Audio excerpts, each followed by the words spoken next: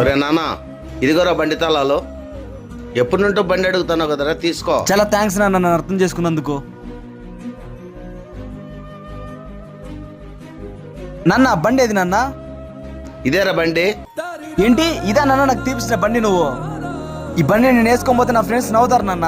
ఈ బైక్ ఏమైందిరా నాయన? బాగుంది కదరా నాయన. నాన్న నాకు ఈ బండి వద్దు నాన్న, నాకు బుల్లెట్ బండే కావాలన్న. నా దగ్గర అంత కెపాసిటీ లేదు నాయన, ఉన్ని దాంట్లో సర్దుకొని పోవాలి కదరా. నువ్వే తోలకి ఈ బండి. చా, నా కొడుకు ఏమడిగినా తీసేయలేకపోతాడా. వాని సంతోషం కోసం ఎలాగైనా బండి తీపియాల. రే ఆగరా.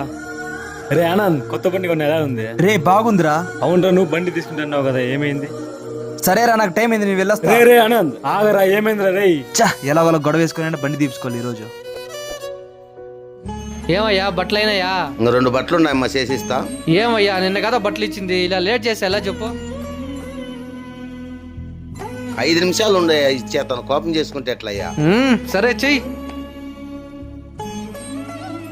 సరే మీకు ఫోన్ పే చేస్తా చూడండి.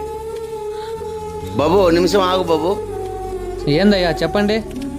1,00,000 రూపాయలు అప్పు కావాలయ్యా, ఏమైనా ఉన్నాయా? ఏంటయ్యా 1,00,000 రూపాయలా? దేనికయ్యా నీకు? అదే నా కొడుకు బండి తీపియాలని అడుగుతాండా బాబు. ఏంటి బండా?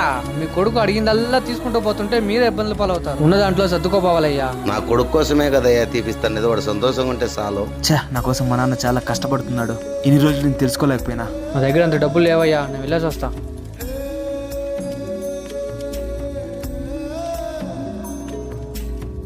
నాన్న రేపటి లోపల కొత్త బండి తీపిస్తాలే నాయన, ఏం బాధపడద్దు. నా కొత్త బండి వద్దు నాన్న, నువ్వు తీపిచ్చిన బండే చాలు నాన్న. ఎందుకు వద్దంటున్నావురా? మీరు నా కోసం ఒక దగ్గర చేయి చేసి అడుగుతుంటే తట్టుకోలేకపోయినా నా బాధ వేసిందన్న. నా కొడుకు అర్థం చేసుకున్నాడు ఇంట్లో పరిస్థితి, నాకు అదే చాలు. రాని నాన్న, ఒకసారి బండిలో రౌండ్ వెళ్ళొద్దాం. సరే పద నాన్న.